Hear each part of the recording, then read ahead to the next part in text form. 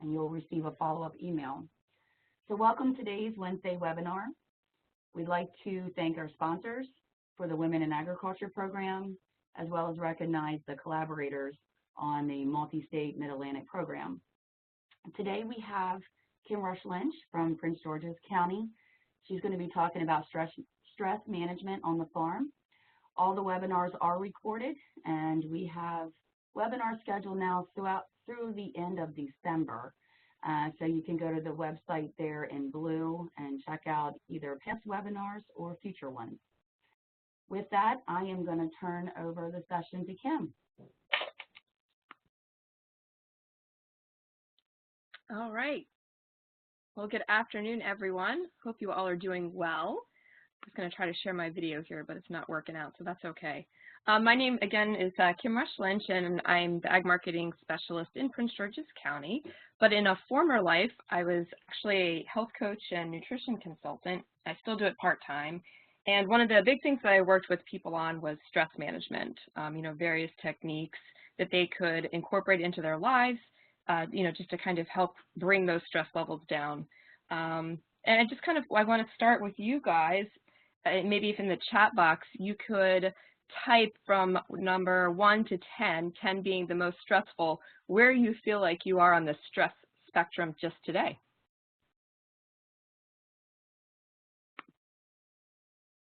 And make sure when you type that you type to all participants so we can see.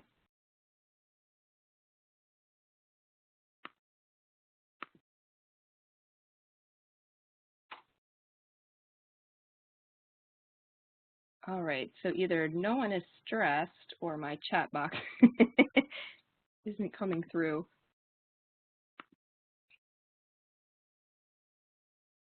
All right, we're just going to keep on moving then. You guys have probably heard the statistics. There's a lot of been circulating around for years now about farming, being one of the most dangerous as well as the most stressful professions. Some of these statistics are recorded from the Bureau of Labor Statistics and the Centers for Disease Control and Prevention, and really talking about the farming, forestry, and fisheries industries.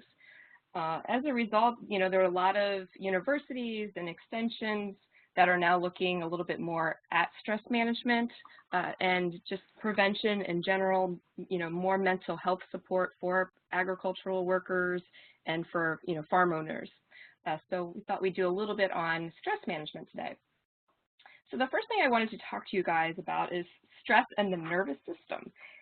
We have something, of course, called the autonomic nervous system, and part of that is the parasympathetic nervous system and the parasympathetic nervous system. And for those of you who may not be familiar with the sympathetic nervous system, that's essentially your fight or flight response when you're stressed. It's those things that causes your pupils to dilate, your heart to race, your breath to become shorter, your body, to focus more of its energy on your extremities because it's getting ready to, again, fight or flee. Then there's the parasympathetic nervous system, which pretty much undoes all of that, and it brings the body, back into a state of relaxation, relaxes your muscles, that moves into conserving your energy, slows that heart rate back down, will help your body focus more of its energy on things like digestion and healing, and we call this the rest and digest mode. So how does stress play a role in that? So obviously, we were designed, if there was a bear, for example, coming after us, we would, flee or fight. Probably in most cases, I would probably run, but, you do have that fighting option. But, we may not be running into bears anymore, but we might have a few other, stressors that our body doesn't understand the difference between. So, for example, your boss. Now, not my boss, because I have a wonderful boss, but I know that in the past, we've all had, probably supervisors or coworkers, that can potentially be a source of stress. In farming, obviously things like drought or, animal health issues. There's a million things on the farm that, can create stressors, and your body, again, may not know the difference between that particular stressor and, say, a bear coming at you. Taking care of sick relatives or, caregivers in general, can have a fairly large stress load. Things like mortgage. I see someone wrote money, for example. Absolutely, trying to make sure you pay those bills and pay that mortgage. Those can be sources of stress. There's a million of sources of stress that we could talk about, but I just wanted to point out that for whatever reason, our mind sometimes is not able to relate to our body that this stressor is not the same level as, for example, going back to the bear example. It may not be a dire situation in that moment, but it is a source of stress. And what happens is the body gets used to that, and it's constantly in this fight or flight mode, and it doesn't ever quite relax. And after a while, this can be very taxing on the body. So I'm going to talk about some of the things that can happen in your body, specifically around stress. These are just a few things. The American Institute of Stress has a great website, and I'm going to show you guys a little bit later, some of the questionnaires that they have, if you're trying to assess what your stress levels might be looking like. But these are just some physical symptoms of stress in the body, chest pain, digestive issues, fatigue, which everyone is familiar with. And I don't know if folks here have heard of something called adrenal fatigue, but that's a sort of situation where there's chronic stress in the body. Your adrenal glands, which mediate that fight or flight response, are constantly in overdrive. And this can send your cortisol levels up, and just, it has a whole host of effects on the body. If you're having frequent colds, for example, for women, irregular menstrual cycles can be a symptom of stress, muscle tension or pain. I know folks who have skin rashes and they get eczema every time they're in a stressful situation. Many of us are no strangers to sleep problems, weight gain or a rapid weight loss. All of those can be symptoms of stress. So you can, kind of take a quick glance at this list here, but this is just something to keep in mind because a lot of us have symptoms that are directly related to stress. And if we were, able to mitigate that stress in our lives, we could also mitigate some of these symptoms. The other thing is people don't always think about how stress affects your mood. A lot of folks are dealing with, anxiety, depression and sadness. Those are things that affect the effects of stress on the body and the mind. Feeling overwhelmed.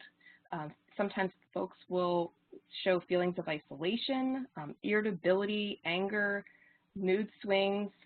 Oftentimes when we're overly stressed, we start to lack motivation or focus. Or sometimes if you're coming off of a stressful event, you also can feel that restlessness, like you need to keep doing something where you really should be relaxing. So these are just a few things to describe stress in the mood. The other thing I wanted to mention is stress in your immune system. There's more research coming out about how stress it doesn't necessarily cause these things, but it can definitely exacerbate these situations. And some folks might even say they can be the cause of as well. And really depends on the person, their immune system, their body types. There's a lot of things that are in play here, but I just wanted to bring these up. Arthritis, decreased white blood cells, fibromyalgia. If folks are having frequent colds or frequent allergy issues, and then some of these other things, lupus and multiple sclerosis, psoriasis, any sort of inflammation in general. For a lot of folks, it manifests in the bowel. Folks will have a variety of inflammatory bowel disease issues occurring, and so all of these can be related to stress, and also they affect the immune system, which then affects some of these other parts of the body. All right. Oh, and other thing I wanted to mention about stress and the immune system is there is a whole field of study called psychoneuroimmunology, which is essentially is a field of study that's showing how your state of mind affects your state of health. So just for something to look up if you're interested in this. I also want to talk about stress in your behavior. If you can look at this list, and some of you may identify with some of these things. I know I, for one, identify with forgetfulness when I get stressed, or difficulty communicating. I also can get into that circular thinking. So, look at some of these other things that happen, overeating, drinking more alcohol than normal. Sometimes folks will want to withdraw socially, having excessive gambling or buying issues. So a lot of these things can also manifest when the body is stressed and the mind is stressed as well. So there's a variety of stress management strategies that I wanted to chat with you guys about today. And just a disclaimer, I'm not a doctor, so a lot of these things you want to check with your health practitioner about, but these are just some things that I've learned about in my work that have worked for different people, or I've worked with a variety of naturopathic doctors that have used these methodologies in their practices as well. So just wanted to throw that disclaimer out there. So we're going to kind of go through each of these one by one. The first one I love to talk about is the bath. There's really no, I guess, scientific evidence about baths actually bringing down stress levels, but I know it feels pretty darn good, and so I don't care if it's proven or not. If it makes me feel better, that's the goal, and I'm sure there are many of you that have used a bath to kind of relax and calm down. A lot of folks will use, a variety of Epsom salts and maybe even some essential oils. We'll talk a little bit about those later. And the theory is basically, when you soak in the Epsom salts, which, have a high concentration of magnesium, the magnesium gets into your body through your skin, and that can be very helpful and nourishing. And we'll talk about magnesium a little bit later, because it's a very relaxing vitamin or mineral, I should say. And so the whole idea is that it helps with relaxing those muscles and stiff joints. But regardless of whether that actually is the case, sometimes there is a psychological component, and there's something about a bath that's very relaxing. The other thing I wanted to mention is, let me back that up, body work. So some folks find things like massage, chiropractic work, acupuncture, acupressure, being in a sauna, all these sorts of, therapies for the body can actually be very relaxing and help bring those stress levels down. And some folks will even say that they deal with certain imbalances in the body, especially if you're talking about more, less Western medicine, but more Asian, Eastern medicine. Another technique, there's a brush down there, and I know a lot of folks that use a dry brushing technique. It's something that I've used in the past, where you just rub the body very vigorously before you jump in the shower with a dry brush, and that helps with circulation. It helps with, I think, exfoliation, of course. People say it helps with detoxification, but it's also it doesn't feel relaxing at the moment, but when you're done, it's very relaxing. So that's something else that some folks employ as a body work strategy to help mitigate stress. So now moving on to some of your dietary needs and supplements. Something that I talk with folks about before we actually get into the food piece is how you eat is just as important as what you eat. Many of us are eating at our desks, we're eating in the car, in front of the TV, and we're really not focusing on digestion. And this can actually be stressful to the digestive system.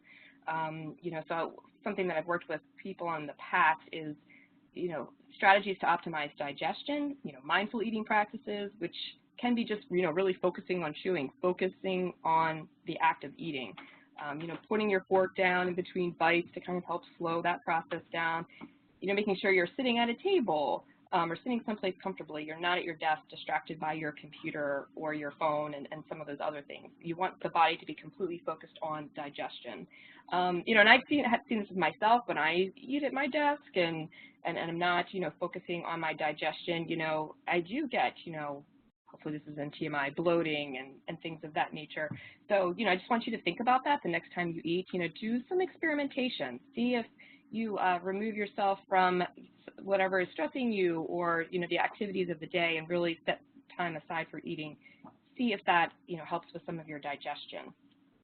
If you have time, candles and music are always awesome in terms of, setting a nice relaxing mood. But I know with many of us, with just trying to get dinner on the table, kids and all that, that's that can be challenging. If you have older kids, that's a great way to get them involved. Have them light the candles and put on some music. That's a great way to get them involved in, preparing the meal and, to do something nice that you may not actually have time to do yourself. So getting into some more of the dietary things, I'm sure these are things that you guys have seen a million times, but so I just wanted to review them. Of course, your fruits and vegetables, your whole grains, your good fats, all of those are really important to nourishing your nervous system and just your body in general. There's a group of vitamins, B vitamins, B1 in particular is helpful for stress. They call the B vitamin complex actually the stress vitamins.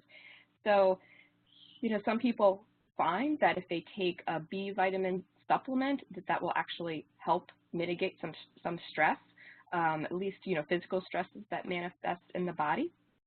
There's also folks have found that vitamin C can be really helpful, especially with the immune system and the body's stress response, and conjunction with the immune system, vitamin C can be really helpful. I know more and more doctors now are prescribing that, and along with vitamin D. People find that most of us are very low in vitamin D and could benefit from some supplementation.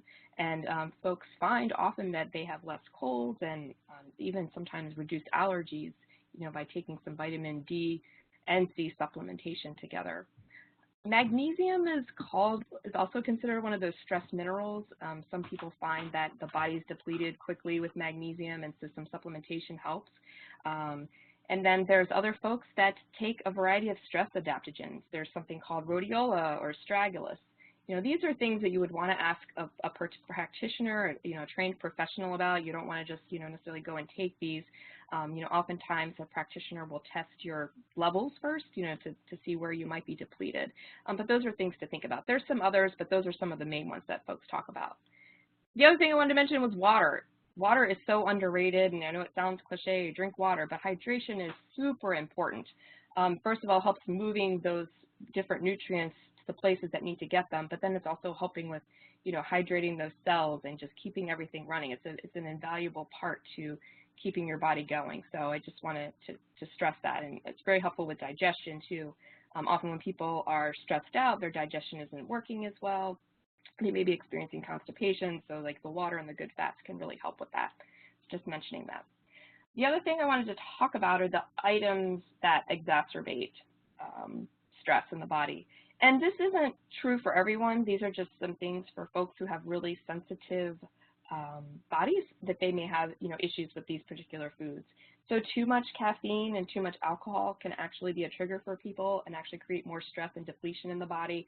Same thing with refined sugars and refined flours, high sodium foods too. And of course, we know the relationship between high sodium foods and increased blood pressure. So I just, wanted to mention that because, sometimes it's not necessarily everything about, sometimes we're just not getting the right amount of the correct foods, but sometimes you can also make a tweak in some other foods and beverages that you consume on the regular. Like I said, do an experiment and see if reducing those or removing those, precipitates change in the body, if you have more energy, or if there's some symptom that you're having that might go away, based on removing some of those foods, trigger foods. There's some other people, like, gluten, for example, can be an issue for folks as well and exacerbate some of the symptoms that we mentioned before, but it's really specific on the individual, specific to the individual. So that's where it helps to work with, your doctor on some of these issues. And I loved this, some e-cards. It's like some days I can't even coffee before I've had my coffee. And I know that a lot of us have probably, been in that situation. So just make sure you don't underestimate the important role that diet plays in mitigating stress. So the next one I wanted to talk about is essential oils. Many of you may have friends like me that are constantly trying to sell you their essential oils, or they're really excited about their particular brand. They're all over the place. I'm not going to talk about brands of essential oils or anything like that, but what I will tell you is that there are a couple of essential oils that some people have found to be helpful with stress. I think the whole, the concept of aromatherapy and bringing the body into another place can be helpful. Some people say that they work, on a deeper cellular level. You could do your own research on essential oils. If you are going to experiment with them, these are a few that you might try. Frankincense, lavender, I think a lot of us are really familiar with and probably use just even, the lavender sachets or the, just crushing lavender that you might be growing on your farm or in your garden. Roman chamomile can be helpful, rose, and valerian. So those are some essential oils that people use, and they use them in a variety of ways. The one way is to diffuse them. So you basically purchase this piece of equipment that it's like almost like a humidifier, and you put some drops of the essential oil in, and it releases the essential oils in the air, and you're inhaling them that way.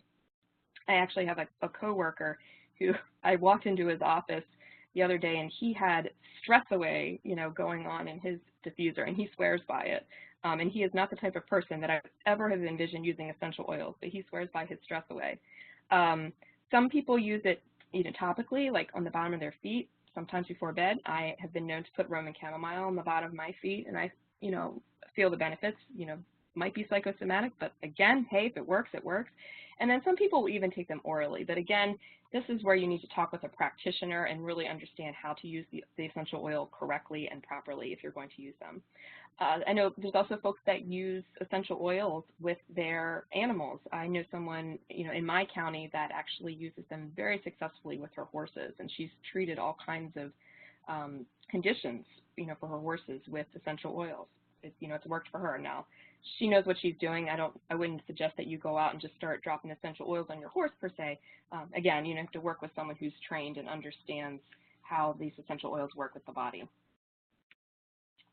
So the next piece is exercise and movement. Now, many of you who are farming probably get enough exercise and movement on the farm, but sometimes it's nice to do something different. So, think about that and how, perhaps you're someone that enjoys just going for walks.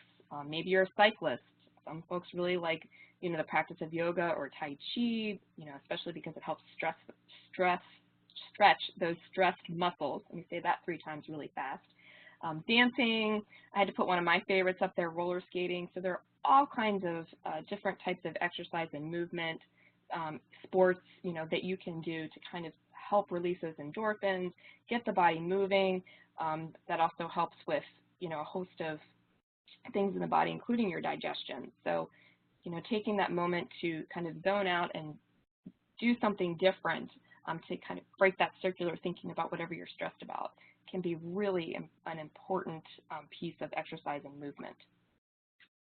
So I just wanted to throw that out there, so don't underrate that. The next strategy that some people really found benefits with is guided imagery. And that's, if you're not familiar with guided imagery, it's basically using words and music to evoke a positive imaginary scenario in your head. But again, there's a lot of, more research coming out about the effects of the mind on the body. So this is a way to train your brain, essentially, to relax, to think more positively. Some people, cannot sit. For example, some people, like to meditate, and we'll talk about that in a little bit. They can't sit in meditation. They still have the monkey brain going on, the hamster wheel. They can't shut it off. So they find that this guided imagery helps them. It's someone else kind of talking them through this process. So if you're one of those folks that just can't sit still and be quiet for a little bit, try this guided imagery. It actually can be very relaxing and thought-provoking. Or not thought-provoking. We don't want to provoke thoughts. I guess relaxing. We'll just leave it there. The next thing I wanted to talk about is the importance of identifying your stress sources. Sometimes we don't even know what's stressing us out. Or we kind of know, but we've repressed it a little bit. So I think it's really important to get a handle on, taking inventory of what's happening in your life. And this is something I used to use with clients frequently. It's called the circle of life. And you essentially put a dot so that the center of the wheel is things really aren't going well at all, and the outer part of the wheel is things are going really well. So obviously, ideally, we would love a perfect round circle, but that's not life. So this is a great way to take an inventory of where you think you are. So this is something that Shannon will be sending the PDF later. You guys could print this out, or if you email me, I can send it to you as well. And this is actually online. If you look down here where it says integrativenutrition.com/circle of life, you can actually do this online. And when I worked with clients, I had them do this a couple of times throughout just to kind of gauge where they felt things were. Sometimes things in their life actually changed and were better. Other times, just the perception of what changed in life felt better to them because they shifted their mindset. And we'll talk a little bit more about mindset shifts later. But again, try this exercise, and this can kind of help you figure out, okay, things aren't going so well, home cooking, for example. What can I do here to help with that, to help facilitate that? Because maybe that's a source of some of my stress is, not taking care of myself properly, not eating well. For some people, it might be finances. So, what can we do to bolster the finances? Or is there a mindset shift that we can employ that will round that section out a little bit more for you? So this is just a little tool that you can use to see where things are going. Another great strategy that a lot of people enjoy is journaling, and it doesn't have to be necessarily writing. Some people enjoy that. Some folks like to doodle, draw. Later on, I'm going to ask you guys a little bit about some of the things that you like to do to reduce stress. We're going to kind of see if we can learn from each other and figure out if there's some things that work really well for folks that are tried and true, or if there's some things that may not be on this list that we want to make sure you guys all hear about.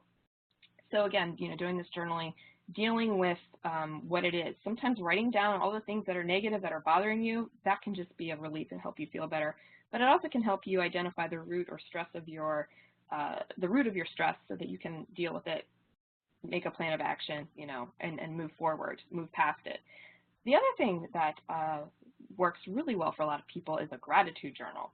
So we have a tendency to always talk about what's going wrong, and we get stuck in that. So, at the beginning of your day or at the end of your day, writing down, 5 to 10 things that went really well that you're grateful for can actually help with shifting your mindset. I actually like to do this before bed. I don't always write it down because I'm too tired, don't have time, but I like to sit there and just think of 5 things that went really well during the day. It helps me sleep. So just something to pass along to you guys to think about.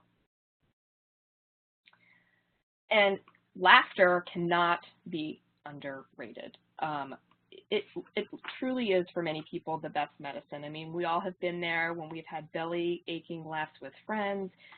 Laughing releases all those feel-good brain chemicals, and research is now showing that those feel-good brain chemicals relieve pain. There was an interesting study that I saw where they had, exposed some people to a comedy show or something funny and other people not, and they did some sort of pain assessment and found that I think the people who were exposed to some sort of laughter, their pain was mitigated by 10 to 20%, something like that.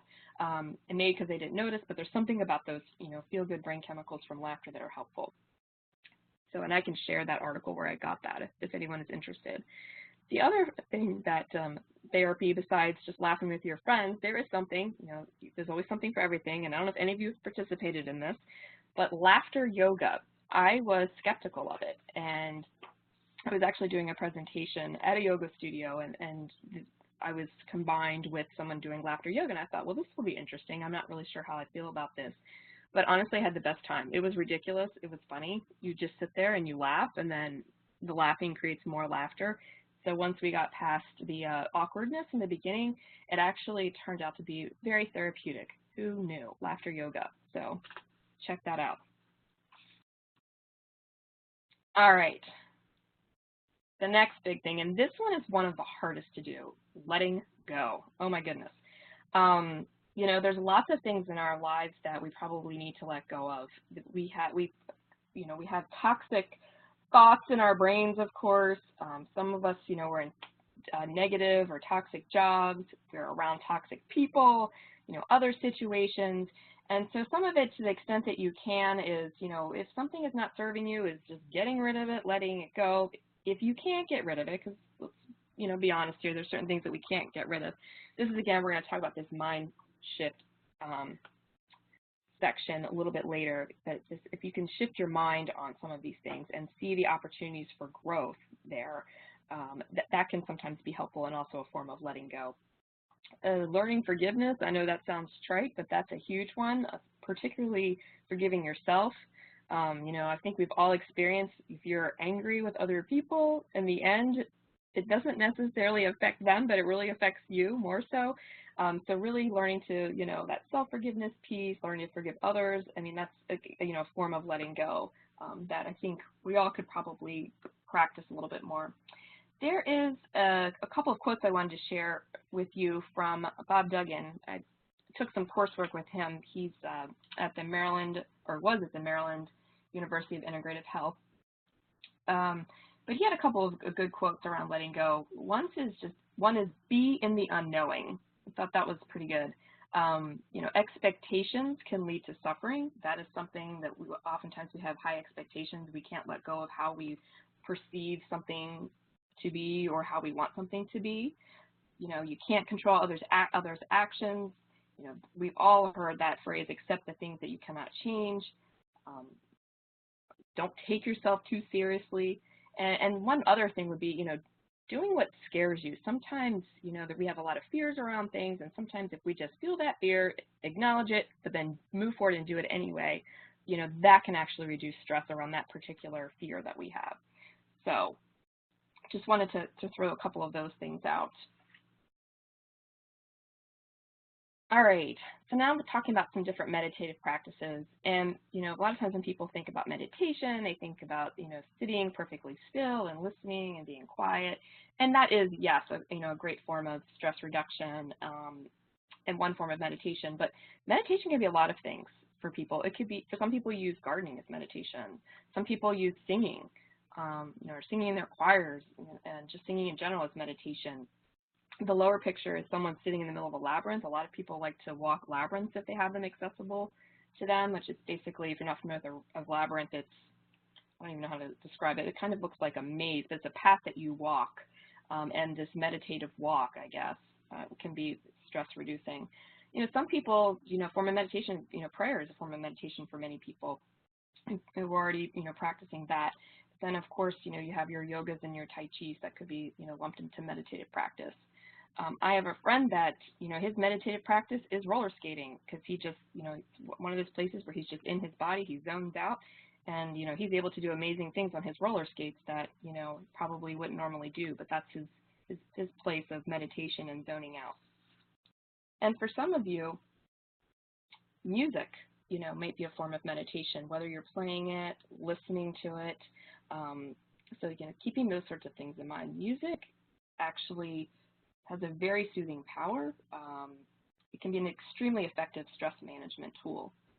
There was a study about how making or listening to music can really reduce burnout and improve the mood among nursing students. There was a study done around that. So, think about how music has an effect on your life, and you might need to incorporate that more so. So I keep talking about this mindset shift. And this is a place where you can retrain your brain to think more positively about a situation. We like to call it reframing. So now bringing back my marketing mind, my ag marketing hat. A lot of times there might be a situation or, something that's occurring, and you want to make it a more positive spin of this. A lot of people do this in the PR industry. So doing that reframing. Well, you can do that same type of reframing with your own brain, really retraining your mind to think of things positively. So when something happens, you can say, instead of, oh, pick any of your 4-letter words, you can say, huh, wow, isn't that interesting? How fascinating. What's the opportunity here? So just that whole shift in your brain when something really not fun happens can actually help with reducing stress and really get you through that experience. Another thing to think about is, when you wake up in the morning, sometimes we're waking up and we're in a hurry, we're frazzled, and that pretty much sets the tone for the rest of the day. So even just taking a few minutes in the morning to get your mind right, creating that mood in the morning for yourself can really help with the rest of your day. This is a great quote from that gentleman I was telling you about, Bob Duggan. He says, "Life becomes wonderful when I declare it wonderful." So again, it's that mindset shift. If we keep telling ourselves that things are horrible, stressful, that's what we're going to continue to focus on in our brain, and we kind of want to step back from that and get away from that. Are you still going to swallow yourself into that sometimes? Of course, but trying to recognize it and do the best you can to reframe it is really helpful. So I'm going to leave you with that there. Another thing is just planning and goal setting, and this is particularly helpful on a farm. A lot of people fail to plan, and that in itself can be stressful. Having said that, over-planning can also be stressful because you set particular expectations of yourself and of what's going to happen, and then you're disappointed if they don't happen. So setting a plan, setting some goals, but being flexible is really important. And some people, maybe they're not into planning and goal setting as much. I've worked with a lot of those folks. Dream, visualize. Over on the left side of your screen, you'll see like a vision board. Some people, they like to, they have a space where they'll cut out different things, draw things, find meaningful words, pictures, things that they want for themselves, and they post it. And, you can call that a visualization board, and that's a form of planning and goal setting too. It's a little bit more subconscious, but it's a lot more visual, and so for some people that just works better for their brain and in terms of making that come to fruition. Other people, they kind of want to write a journal, or they're working in their apps. All these sorts of things, can be really helpful. Just planning, setting those goals, that kind of help harness some of that stress and direct it in a positive manner. So I would say planning is a very important stress prevention technique. And this one is one we do not do enough of, and I mean blowing bubbles. I do not blow enough bubbles. Actually, I'm blowing a lot more bubbles now because of my little 2.5-year-old toddler. We have a fun time blowing bubbles and playing with her little bubble machine. But in all seriousness, just taking the time to play, to do simple things, it's a really important way to decompress and to reset. And playing is a lot of different things. It can go back to that movement piece that we talked about, the music piece. It could be something like cooking, reading, watching a movie, sitting and doing nothing can be a form of play. A lot of folks are artists and have some sort of creative outlet. All of those things can be a really important way to sort of reconnect, regroup, and bring those stress levels down and kind of get you out of that monkey brain again, thinking about, all the things that you have to do, which just keep cycling through your brain, and, all the things that didn't go well during the day. So, taking that time to play is vital. And this one is another one that I would take a guess and say most of us are not getting enough of. I'm looking at this koala bear. That is a koala bear, I think, right? Yes, koala bear. That he just looks so peaceful. And this is something that we all need to do more of, is just, make sure we're getting that sleep. I'm sure a lot of you have noticed that when you don't get enough sleep, you overreact to situations that, can be stressful, but you overreact, and so the perceived level of stress is a lot higher than the actual situation. So making sure you get that time for rest. Your body needs to heal, it needs to recover. Ongoing lack of sleep can lead to obviously excessive daytime sleepiness, but emotional difficulties, of course, poor job performance, weight gain, lowered perception of your quality of life in general. There's lots of symptoms of lack of sleep, moodiness, fatigue, irritability, depression, forgetfulness, inability to concentrate. Clumsiness is a big one for me.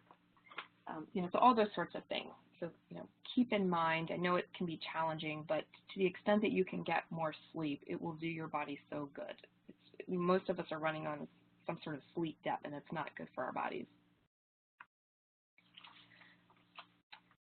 The other thing I wanted to talk about is social support systems. So a lot of folks,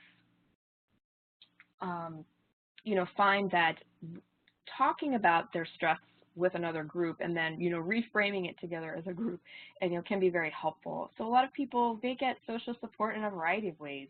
Family and friends, of course, are the most probably, well-known and prevalent.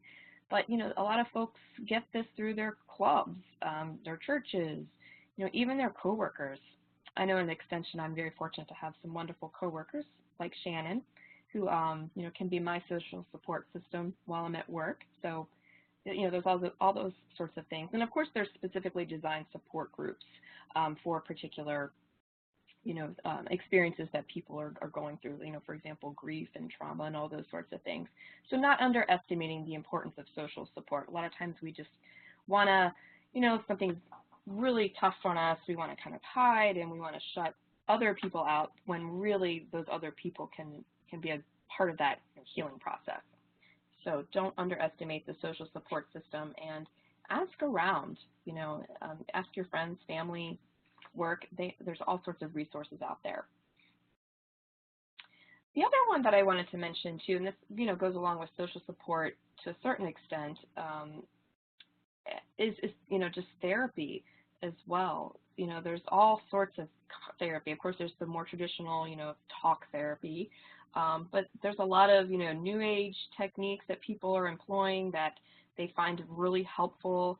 I know someone that did something, emotional freedom technique, which looks a little goofy. People are tapping everywhere, but it works for her. So, you know, there's lots of different therapies that you can work on with a trained professional to kind of help with that anxiety, with those stress levels, and just your overall, you know, mental health.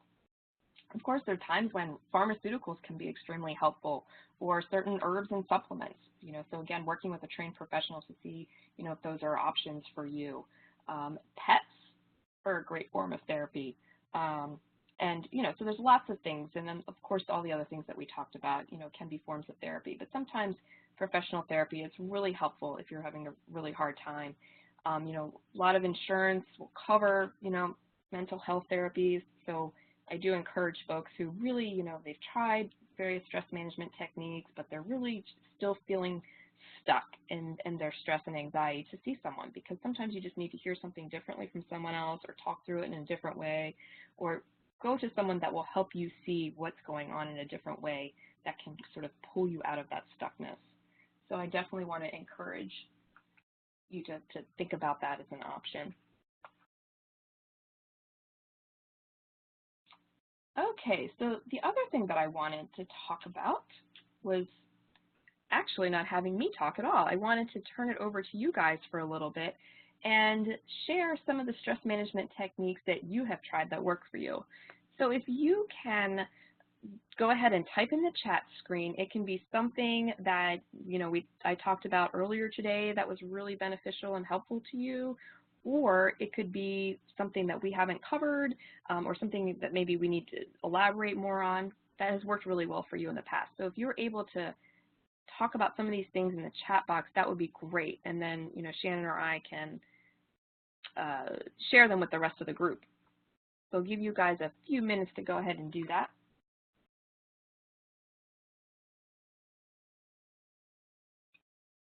And also, Shannon, are there any other questions? I didn't see, my little chat box is saying orange, but I don't see any new questions. So I don't know if there is something else, feel free to interject and I can go ahead and answer those.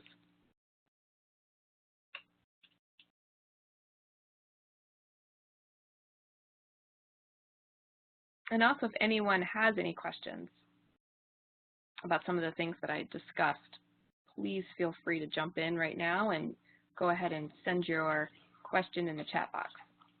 Yeah, we've got a couple here. One, hiking, walking, running, sitting calmly, dark, quiet room. That one, going for a hike, quilting, picking flowers, playing the piano, all are helpful. Yeah, some of those hobbies. Yes. That make us happy. And I'm curious too, you know, for those of you who, you know, have found something, you know, stress management technique for you that is helpful, you know, how often are you able to use that particular technique? Is it, I mean, because it's really not helpful if you can do something every day, even if it's just, you know, 5 to 10 minutes. So I just wanted to find out from folks who are, you know, using these particular techniques, you know, how often are you able to commit to them?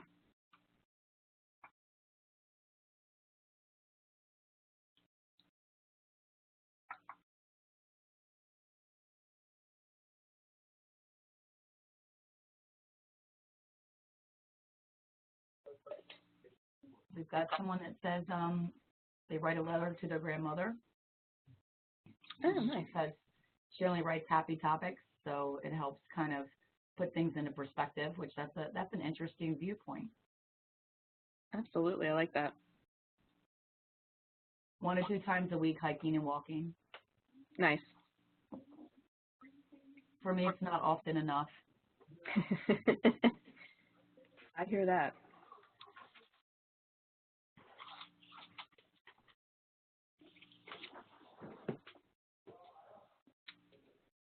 Before we move on to the next slide, which is I'm going to ask you guys to commit to something, are there any other questions, or does anyone else have any other thoughts or suggestions about particular stress reduction techniques that they have used?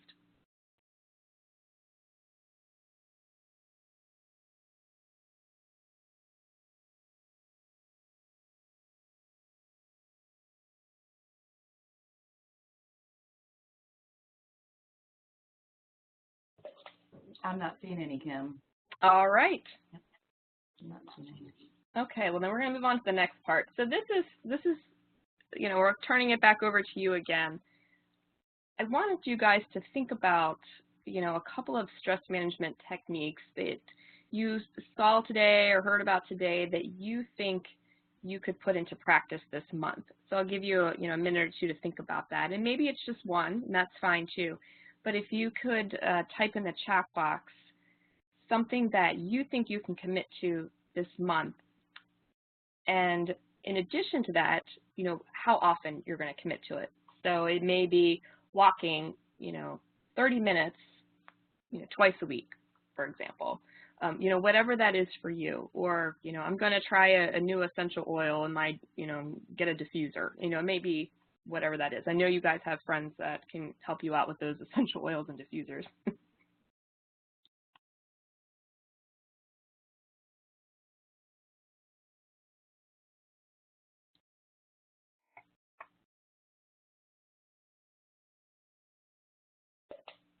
Is that someone that wants to learn more about laughter yoga? All right. Mine is I plan to get through 2 more books this summer. Oh, reading. Love that. Mm-hmm. Unfortunately, without feeling guilty. That is a huge one. Shifting away from that guilt mindset, because I know a lot of us, especially, I don't know how many of us online are women, but I know women oftentimes seem to feel a lot of guilt around taking care of themselves, and just remembering that you need to take care of that well in order for you to be able to share more with other people. So I like that you brought up, reading without feeling guilty.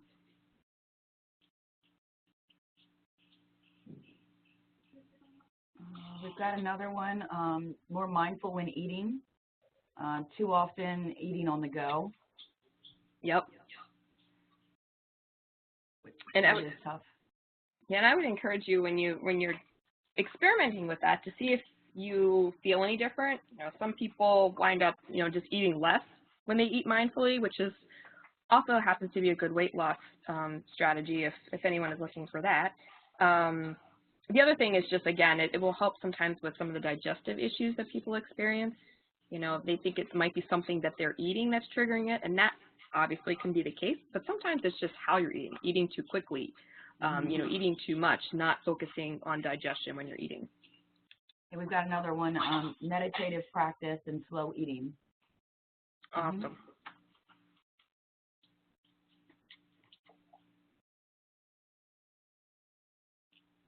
And that's all I see.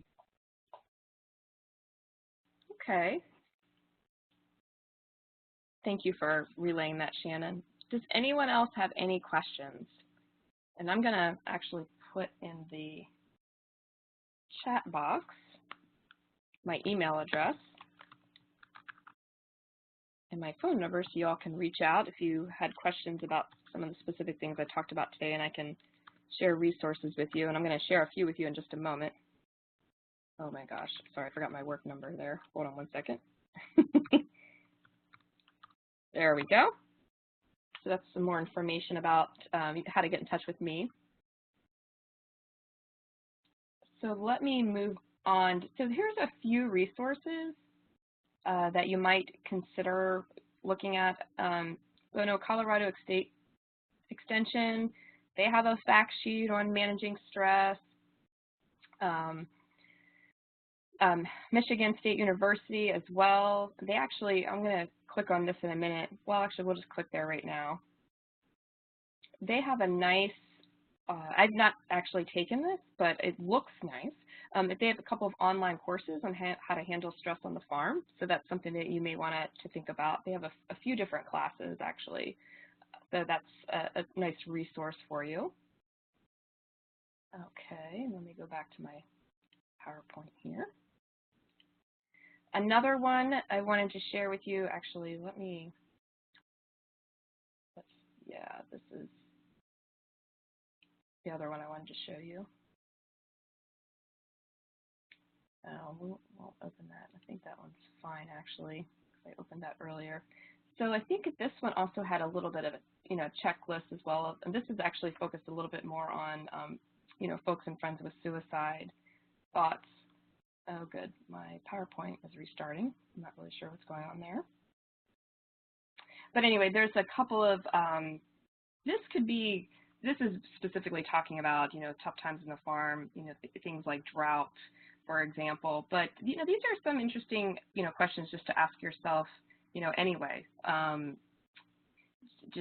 So you and kind of like as a preventative thing to kind of think about, the process that you may need to go through mentally and emotionally, to prepare yourself for a tough time. So that's why I'm, mentioning this particular one. Let me go back here. Sorry about this, guys.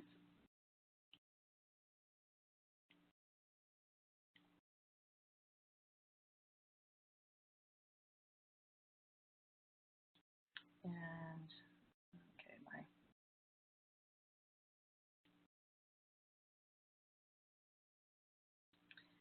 and the other thing I wanted to mention was the American Institute of Stress has a couple of different tutorials on it. So if you go to their, oh dear, I had it bookmarked.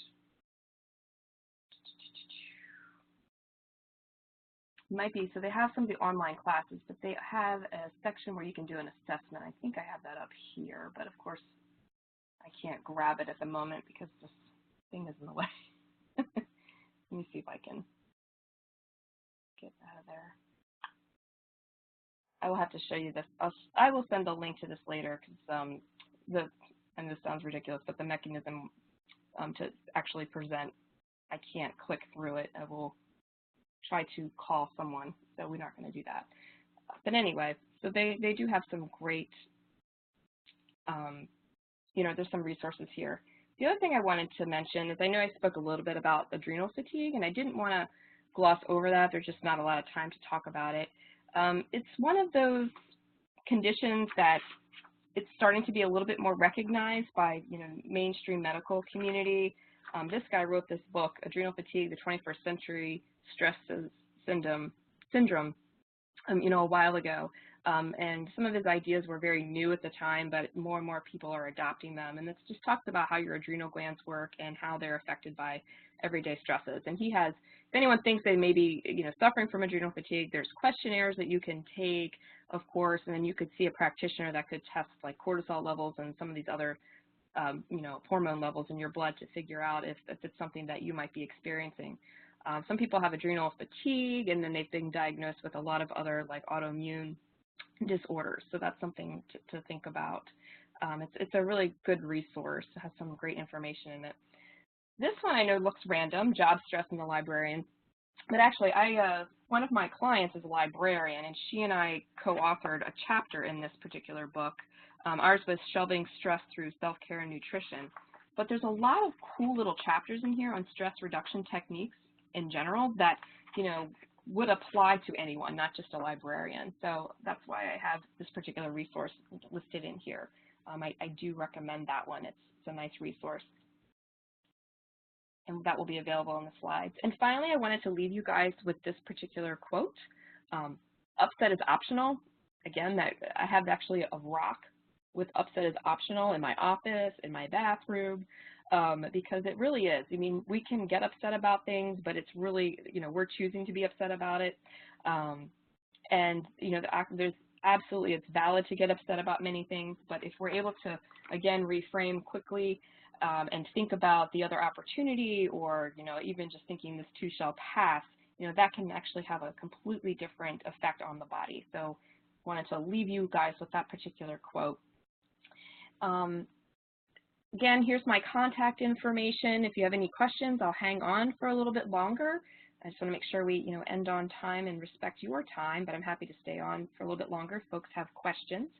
And also, if we collect surveys, so I think actually Shannon's sending a separate survey, so you may not need to do this, but this is also an evaluation in terms of, for our extension educators to evaluate their teaching. And if you have time to fill that out, that would be great as well.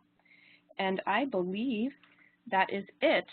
Shannon, do we have any other questions that I can't see?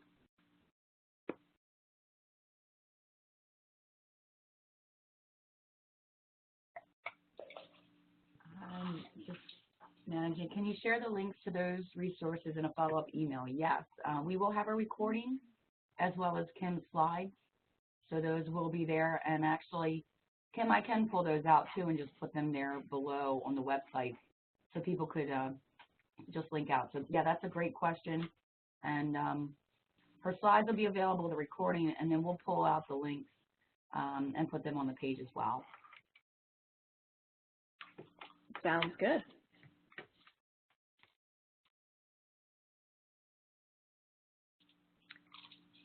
Well, I want to thank you guys, and I wish you luck in your journey against stress prevention. I know how challenging that can be, so I just, don't be hard on yourself. Take it in small bites. Every month, try like a technique for a while. The main thing is just trying to think about it, be mindful about it, and really just promoting consistency within yourself. Often it's time to say, well, really I need to do this laundry, so I'm going to, skip reading my book to do laundry. Although for some people, laundry can be very meditative. So just making sure that you are taking care of yourself, and you might just have to put some other things aside in order to refill the well, because in the end, you wind up being more productive, happier, and just your family will appreciate you more too if you're happier and not grouchy, because I know for myself, I can be grouchy when I know I'm not taking good care of myself. And with that, Shannon, I will turn it back over to you. I don't know if you want me to pass the presenter ball so you have that screen. No need to do that. I'm going to go ahead and stop the recording.